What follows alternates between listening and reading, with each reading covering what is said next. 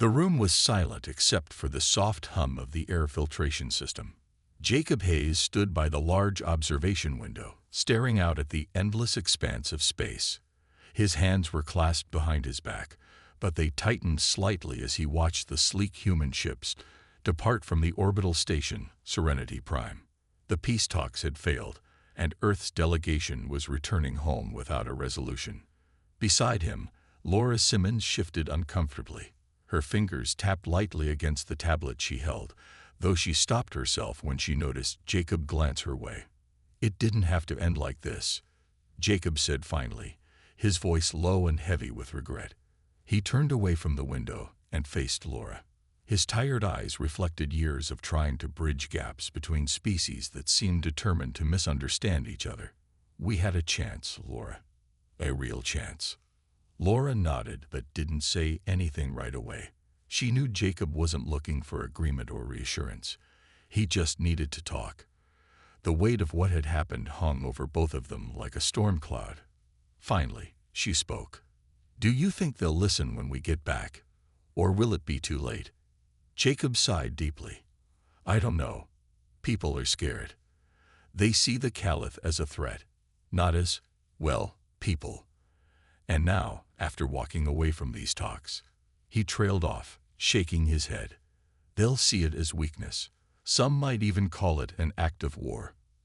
Outside the station, the stars twinkled faintly, but there was something unusual about their light tonight. It seemed dimmer somehow, as if they were flickering in response to some unseen force. Neither Jacob nor Laura could explain it, but the sight made them uneasy.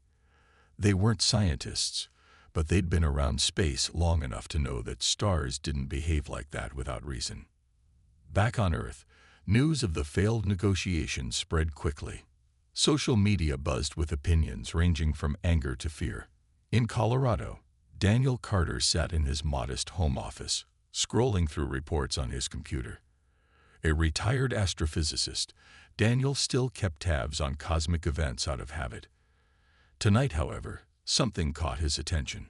His screen displayed data from telescopes scattered across the globe, all showing strange fluctuations in cosmic radiation levels.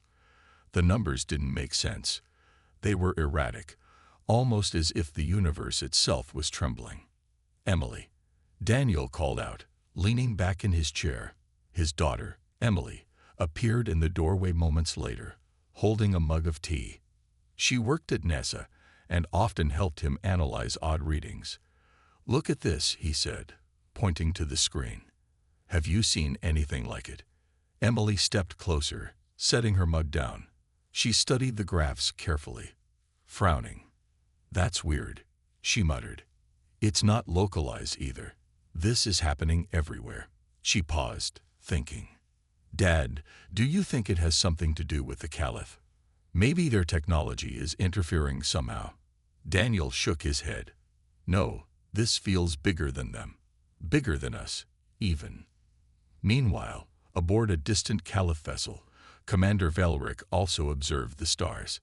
His sharp eyes narrowed as he noted the same flickering patterns. To the Caliph, the stars were sacred symbols of guidance and wisdom. Seeing them behave so unpredictably filled him with unease. He ordered his crew to run diagnostics, but no mechanical issues explained the phenomenon. Whatever was happening, it transcended their understanding. As the galaxy braced for uncertainty, the tremors among the stars grew stronger. No one, not Jacob, Laura, Daniel, Emily, or Commander Velric, could yet grasp the magnitude of what was unfolding. But deep down, they all felt it. The fragile balance of the universe was beginning to shift. The days following the collapse of the peace talks were tense. News outlets across Earth buzzed with speculation, painting grim pictures of what might come next. Military analysts appeared on television screens, warning that the Caliph could strike at any moment. Politicians gave speeches filled with fiery rhetoric, urging citizens to prepare for the worst.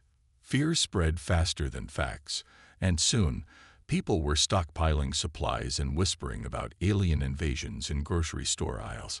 In Colorado, Daniel Carter couldn't focus on anything else.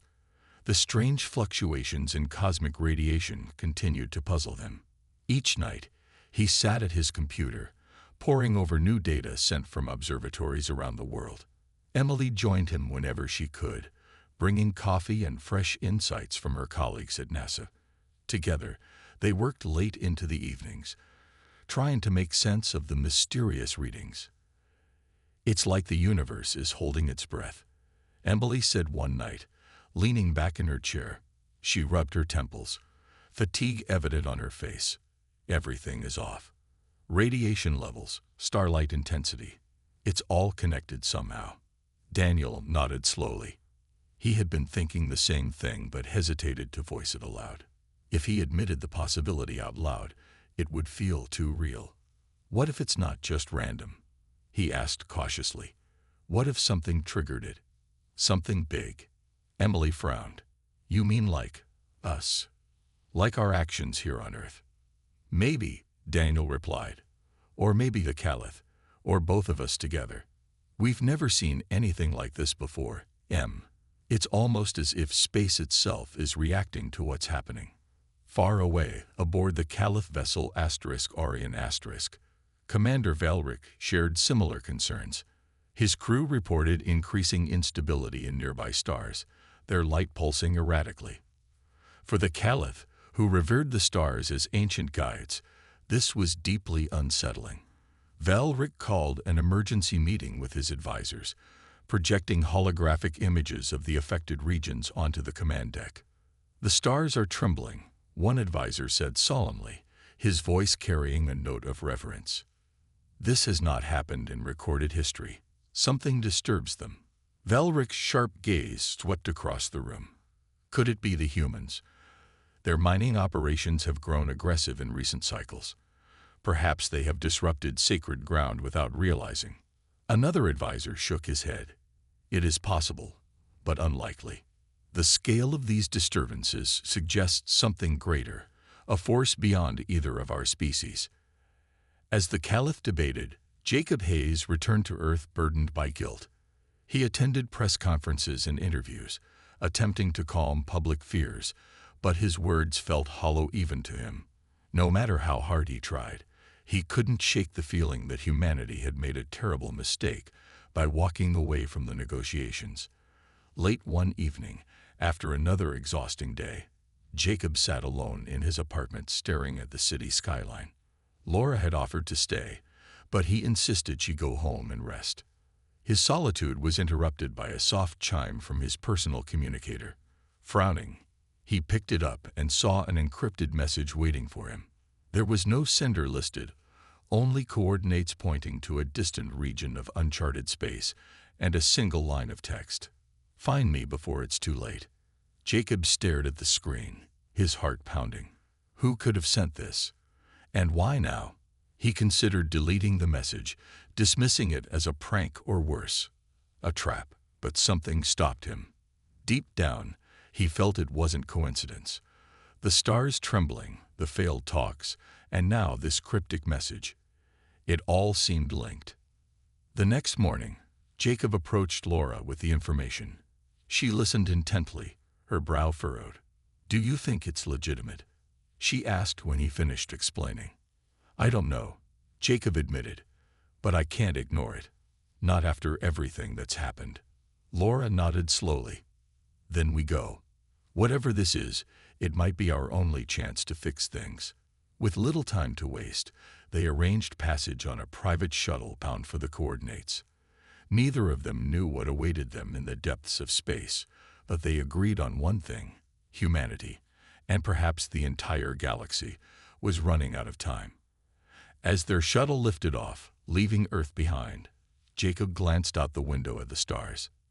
They flickered faintly, almost as if watching, waiting to see what would happen next. The journey to the mysterious coordinates was long and quiet. Jacob Hayes sat in the small cabin of the shuttle, staring at the blinking lights on the control panel. Laura Simmons sat across from him, her tablet resting on her lap. She had been researching the region they were heading toward, but there wasn't much information available. The area was deep in uncharted space, far from any known systems or trade routes. It was a place where few humans, or Caliph, ever ventured. "We're getting close," The pilot announced over the intercom. His voice was calm, but there was an edge to it that made Jacob uneasy. Even the pilot seemed affected by the strangeness of their mission. Jacob leaned forward, rubbing his temples. "Do you think we're doing the right thing?" he asked Laura. She looked up from her tablet, meeting his gaze. "We don't have much choice, do we? If this message is real, and if it can help us fix what's going wrong, then we have to try." Jacob nodded, though doubt lingered in his mind.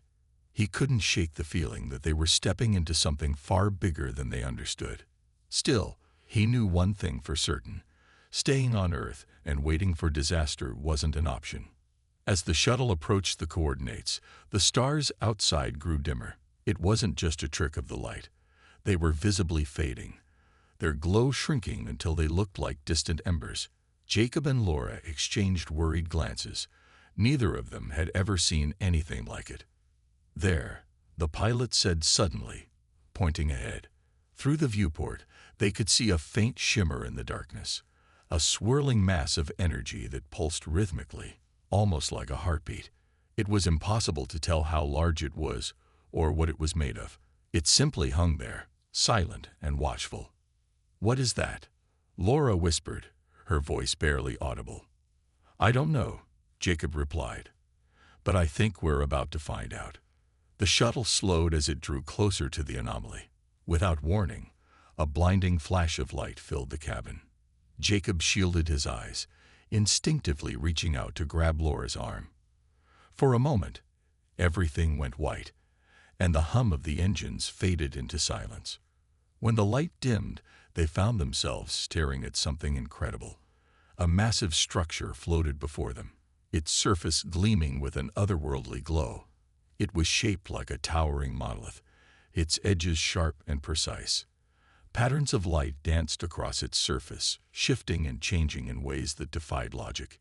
It didn't look like it belonged to any known species, not human, not Caliph, not anything.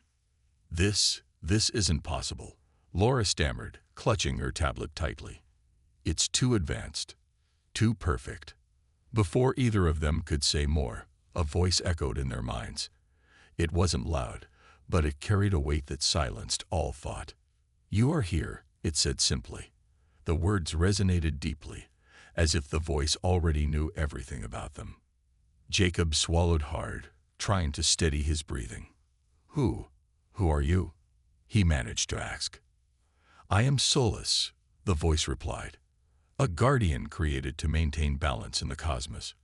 Your actions, and those of the Caliph, have disrupted my work. The stars tremble because of your discord." Laura gripped the edge of her seat, her knuckles turning white. "What do you mean? What have we done?" "The universe is fragile," Solus continued. "Your greed, your fear, your refusal to coexist, they ripple outward, disturbing the harmony of creation. If left unchecked, these ripples will grow into waves, consuming all." Jacob felt a chill run down his spine. "Is that why the stars are flickering? Because of us?" "Yes," Solus confirmed. "But it is not too late. You must act together, or the consequences will be catastrophic." The shuttle hovered silently as Jacob and Laura absorbed the enormity of what they'd just heard. They weren't just dealing with tensions between humans and the Caliph anymore. This was something far greater, something that threatened the very fabric of existence. And somehow, they were at the center of it. "We'll do whatever it takes," Jacob said finally, his voice firm despite the fear gnawing at him. "Just tell us what to do." Solus paused, as if considering his response. "Then listen carefully," it said. "Time is short." Jacob and Laura listened intently as Solus began to explain. The monolith's surface shimmered with patterns of light, each pulse matching the rhythm of its voice. "The instability you sense is spreading," it said.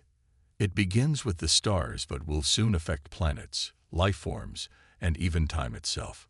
To stop it, both humans and the Caliph must work together." Laura frowned, her mind racing. "But how? They don't trust us, and we don't trust them. After everything that's happened, I don't see how we can just cooperate." Solus's response was calm but firm. Trust is not required. Survival is. If your species wish to endure, you must set aside your differences. The task ahead demands unity. Jacob leaned forward, his expression serious. Tell us what we need to do. Solus projected an image into their minds. A vast nebula known as the Veil. It was a swirling mass of colorful gases and dust, far away from their current location. Within the Veil lies the source of the disturbance, Solus explained. You must travel there and stabilize the core. Failure will result in the collapse of countless systems. The weight of the mission settled heavily on Jacob and Laura. They exchanged a glance, silently acknowledging the enormity of what they were being asked to do. We'll need help, Jacob said finally. This isn't something two people can handle alone. Agreed, Solus replied. Return to your kind and bring them here. Do the same for the Caliph. Only by combining your strengths can you succeed. With that, the connection broke, and the shuttle was once again bathed in silence. The monolith's glow dimmed slightly, as if waiting for their next move. Jacob exhaled slowly, running a hand through his hair. Well, he said, trying to sound lighter than he felt. That was intense. Laura managed a weak smile. Intense doesn't even begin to cover it. Back on Earth, Daniel, Carter, and Emily continued their research, unaware of Jacob and Laura's encounter. The strange fluctuations in cosmic radiation had grown worse, affecting communication systems and causing power outages in remote areas. Scientists around the world scrambled to find answers, but no one could pinpoint the cause. We're missing something, Daniel muttered one evening, staring at the data on his screen. These readings, they're not random. There's a pattern, but I can't figure it out. Emily leaned over his shoulder, studying the graphs. What if it's not just physical? She suggested hesitantly. What if it's emotional? Like the universe is reacting to fear or anger. Daniel raised an eyebrow. That sounds a little too sci-fi, even for us. I know, Emily admitted, but think about it. Ever since the peace talks failed, things have been getting worse. Maybe emotions or intentions can affect the cosmos somehow. Before Daniel could respond, his phone buzzed. It was a message from Jacob. The words were brief but urgent. Asterisk found something. Need your help. Get to the Veil. Asterisk attached were coordinates. Daniel stared at the screen, stunned. Looks like we're going on a trip, he said, showing Emily the message. Meanwhile, aboard the Caliph vessel Arian Commander Velric received a similar transmission. Though wary, he recognized the coordinates as matching the region where the star tremors originated. He called his crew to the command deck, explaining the situation. We do not know who sent this or why, he told them. But if it holds answers, we must investigate. Both groups, the humans and the Caliph, set course for the Veil, unaware they were heading toward the same destination. As their ships moved through space, strange phenomena began to occur. Navigation systems faltered, and crew members reported vivid dreams of collapsing stars and burning worlds. On board Jacob and Laura's shuttle, the lights flickered intermittently, and a low hum filled the cabin. It's like the universe is testing us, Laura said quietly, gripping the edge of her seat. Jacob nodded, his jaw tight. Or warning us. Despite the challenges, they pressed onward, driven by the knowledge that failure was not an option. The fate of the galaxy rested on their shoulders, and though the path ahead was uncertain, one thing was clear: humanity and the Caliph would soon meet again, not as enemies, but as reluctant allies in a battle against a force neither fully understood. The Veil was unlike anything Jacob and Laura had ever seen. As their shuttle approached the nebula, vibrant colors swirled around them: deep blues, fiery reds, and shimmering golds.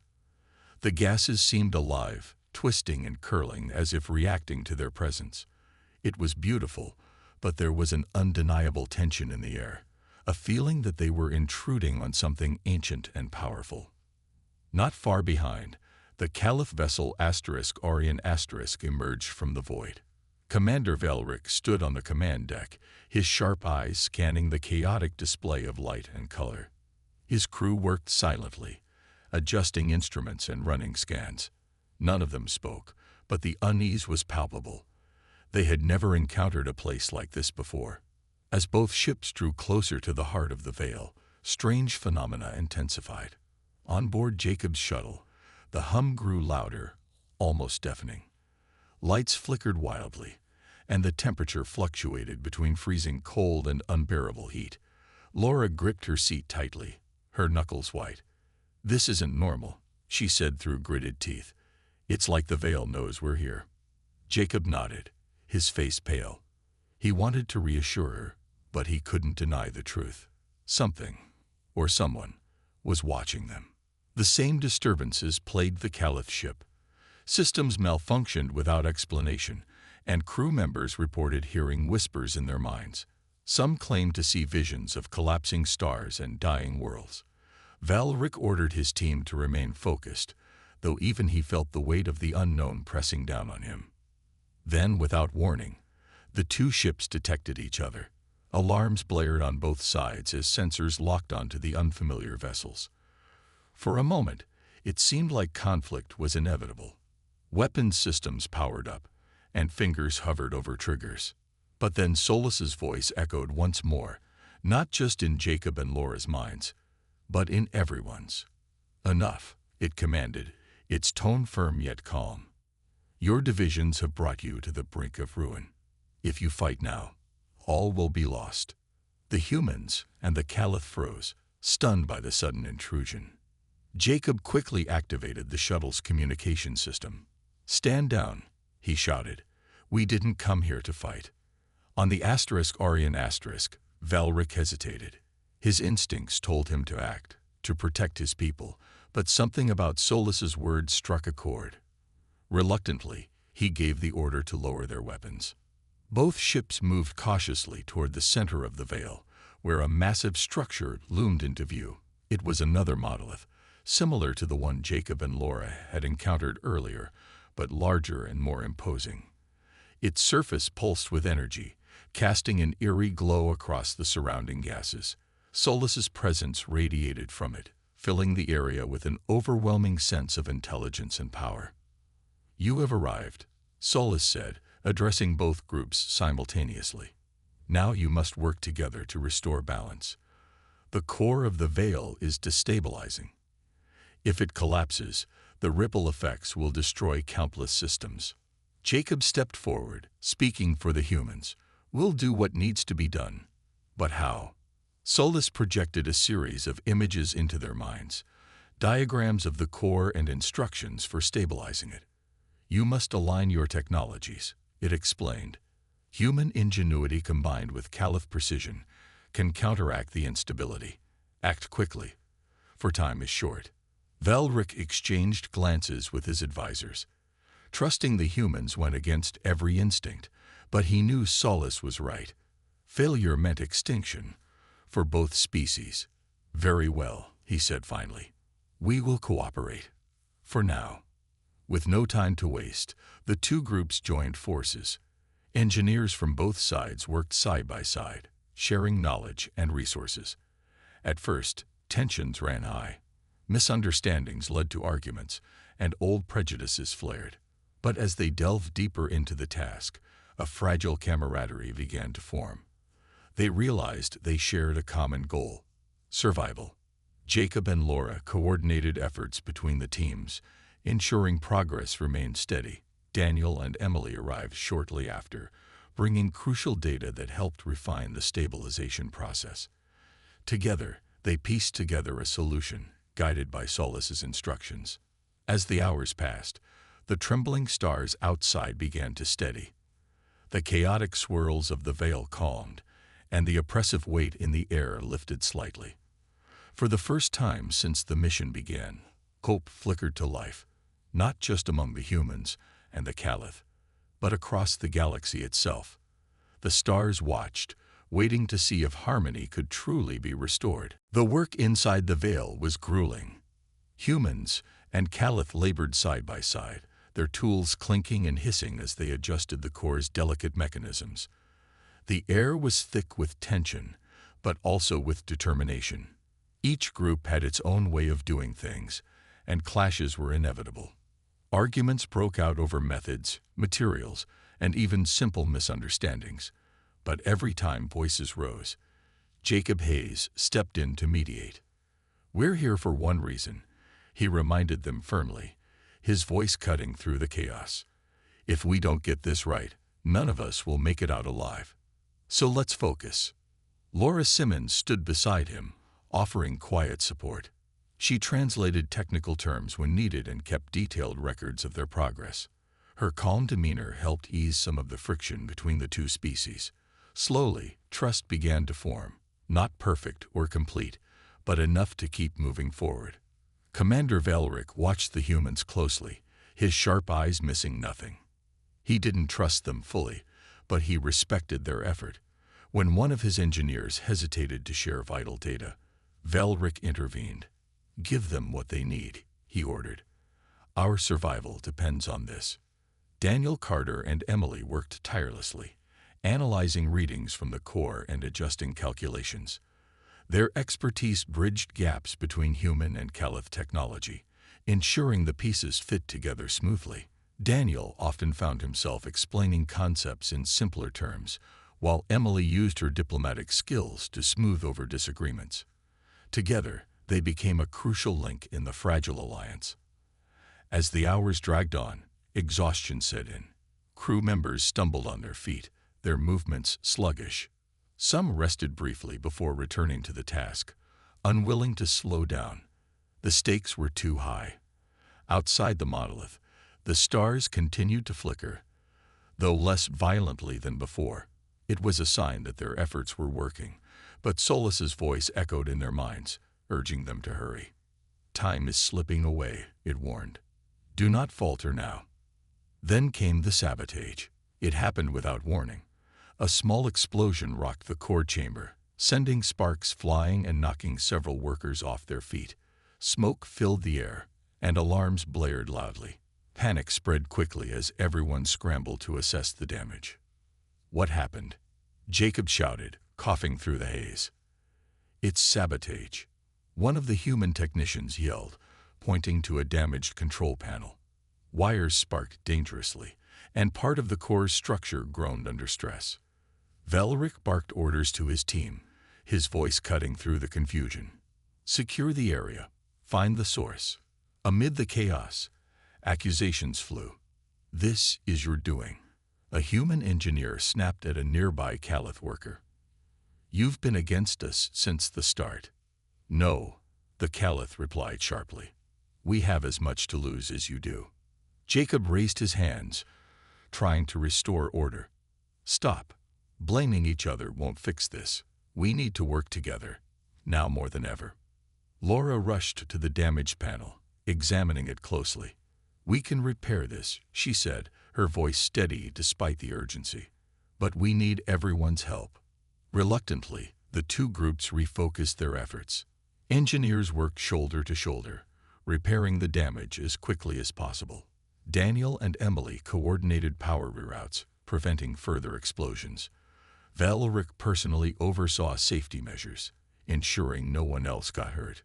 The cost of the sabotage was heavy. 2 crew members, 1 human and 1 Caliph, had been injured in the blast. Their comrades carried them to medical pods, where doctors fought to stabilize them. Among those affected was a close friend of Laura's, a young scientist named Mia. Seeing her unconscious and bandaged brought tears to Laura's eyes, but she forced herself to stay strong. There would be time to grieve later, if they survived. Finally, after what felt like an eternity, the repairs were complete. The core stabilized, its energy output evening out. The trembling stars outside grew still, their light steady once more. Exhausted but relieved, the team gathered around the monolith, watching as Solus's glow brightened. "You have done well," Solus said, its voice softer now. "Balance has been restored, for now. But remember, unity is fragile. Protect it." As silence fell over the group, Jacob looked around at the faces of his companions. They were tired, battered, and scarred, but they had accomplished something extraordinary. For the first time, humanity and the Caliph had truly worked as one. The journey back from the Vale was quiet, but the silence carried a weight that no one could ignore. The humans and the Caliph had succeeded in stabilizing the core, but the cost of their mission lingered in their minds. 2 lives had been lost, 1 human and 1 Caliph, and many others bore physical and emotional scars. Jacob Hayes sat alone in the shuttle's cabin, staring at the stars outside. They no longer flickered or dimmed. They burned steadily, as if grateful for what had been done. But Jacob felt no joy, only a deep sense of responsibility. Laura joined him after a while, her face pale and drawn. She held a small tablet in her hands, scrolling through reports from Earth and updates on the injured crew members. "Mia's stable," she said softly, breaking the silence. "She'll make it." Jacob nodded, though his expression remained somber. "That's good to hear," he replied. "But it doesn't change what happened. We were so close to failing, not just because of the sabotage, but because of everything that came before it. The mistrust, the anger. It wasn't just us," Laura interrupted gently. "The Caliph feel it too. You saw how hard it was for them to trust us, and honestly, I don't blame them. We've given them plenty of reasons not to." Jacob sighed, leaning back in his seat. "Do you think we can really move past all this? Can we build something better now?" "I don't know," Laura admitted. "But if we don't try, then everything we went through was for nothing." On board the Caliph vessel Orion *, Commander Valric stood on the command deck, gazing at the stars. His thoughts mirrored Jacob's. The mission had forced him to confront uncomfortable truths about his own species' role in the conflict. He had always believed humans were reckless and selfish, but now he saw how fear and pride had blinded both sides. One of his advisors approached him cautiously. "Commander," he began, "the crew is unsettled. Many are questioning whether working with the humans was wise." Valric turned to face him, his expression firm. "It was necessary," he said. "Without their help, we would have failed. If anyone questions our decision, remind them of what we achieved together and what we stand to lose if we return to the old ways." The advisor nodded, though doubt lingered in his eyes. Valric understood. Change was never easy, especially when it required setting aside generations of distrust. But he also knew there was no other path forward. The stars themselves had spoken, and ignoring their message was no longer an option. Back on Earth, news of the mission spread slowly at first, then erupted into global headlines. Daniel, Carter, and Emily worked tirelessly to explain what had happened, using simple language to convey the enormity of the event. "It's not just about us or the Caliph anymore," Emily told reporters during a press conference. "It's about the entire galaxy. What we do affects everything around us." Public reaction was mixed. Some people embraced the idea of cooperation, inspired by the story of unity between former enemies. Others remained skeptical, accusing the government of making dangerous compromises. Protests broke out in cities across the world, with crowds chanting slogans both for and against peace with the Caliph. Amid the chaos, Jacob and Laura returned home, greeted by a mixture of celebration and criticism. Jacob addressed the United Earth Council, urging them to seize the opportunity for lasting peace. "We've seen what happens when we let fear divide us," he said, his voice steady despite the tension in the room. "The stars trembled because of our actions, or rather, our inaction. Now we have a chance to prove that we're better than that. Let's not waste it." His words struck a chord with some, but resistance remained strong. Military leaders argued that trusting the Caliph was too risky, while political factions debated the terms of any potential alliance. It was clear that building a new future wouldn't be easy. Meanwhile, aboard the Orion *, Valric delivered a similar message to his own council. "The humans are flawed," he admitted, "but so are we. If we continue down this path of hostility, we doom ourselves, and perhaps the entire cosmos, to destruction. Though challenges lay ahead, a fragile hope began to take root. Humanity and the Caliph had faced the brink of disaster together and emerged stronger for it. The road to peace would be long and difficult, but for the first time, both sides were willing to walk it side by side. The stars watched silently, their light steady once more, as if waiting to see what the future would hold. Months passed, and the galaxy began to heal. The stars burned brightly, their light steady and unwavering. On Earth, life slowly returned to a sense of normalcy, though the scars of the past remained visible. Buildings damaged by cosmic tremors were repaired, and communities worked together to rebuild what had been lost. But more importantly, people started talking about trust, about unity, about the future. Jacob Hayes spent much of his time traveling, speaking to crowds in cities and small towns alike. His message was simple: we are not alone in this universe, and we never will be. Our survival depends on learning to live with others, not just humans, but all beings who share this vast expanse of space. At first, many resisted, clinging to old fears and prejudices. But as Jacob shared stories from the Veil, the sacrifices made, the lives lost, the fragile bond forged between humans and the Caliph, more and more people began to listen. Laura Simmons stayed by his side, helping him organize meetings and draft proposals for cooperation. Together, they worked with leaders from both Earth and the Caliph to create a framework for lasting peace. It wasn't easy. Negotiations often stretched late into the night, with arguments flaring over even the smallest details. But each agreement reached felt like a step forward, a sign that progress was possible. On the Caliph homeworld, Commander Valeric faced similar challenges.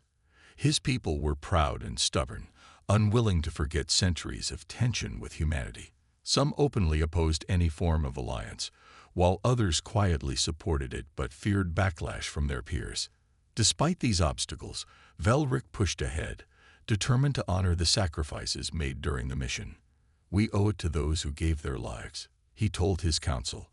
They showed us that unity is not weakness, it is strength. Daniel Carter and Emily became leading figures in interspecies research, bridging gaps between human and Caliph scientists. Their work focused on understanding Solus's technology and applying its principles to improve life across the galaxy. Through collaboration, they discovered ways to harness energy more efficiently, reduce waste, and protect sacred regions of space. Their efforts inspired younger generations to dream of a future where cooperation replaced conflict. As time went on, small victories began to add up. Trade routes reopened, allowing goods and ideas to flow freely between worlds. Joint exploration missions launched, bringing humans and the Caliph closer than ever before. Schools introduced lessons on interspecies history, teaching children about the importance of empathy and respect. Even art and music reflected the changing times, blending human melodies with Caliph harmonies to create something entirely new. But perhaps the greatest symbol of hope came when Solus reappeared. The monolith materialized near Earth's orbit, its surface glowing softly. A message echoed in the minds of everyone who saw it: you have begun to heal. Continue on this path, and the cosmos will flourish. The words resonated deeply, reminding humanity and the Caliph of how far they had come, and how far they still had to go. Challenges remained, of course. Old wounds took time to fully heal, and disagreements occasionally sparked tension. Yet there was a growing sense that the worst was behind them. For the first time, both species dared to imagine a future where fear no longer ruled their decisions. One evening, Jacob stood outside his home, gazing at the stars. Laura joined him, holding 2 cups of tea. She handed one to him and smiled. "It's strange," she said. "I used to look at the stars and feel so small. Now I look at them and think, maybe we're part of something bigger." Jacob nodded, sipping his tea. "We've got a long way to go," he admitted, "but for the first time, I believe we can get there." Above them, The stars twinkled steadily, their light a quiet reminder of the balance humanity and the Caliph had fought so hard to restore. Though the road ahead would be uncertain, one thing was clear. The stars no longer trembled, and for now, that was enough.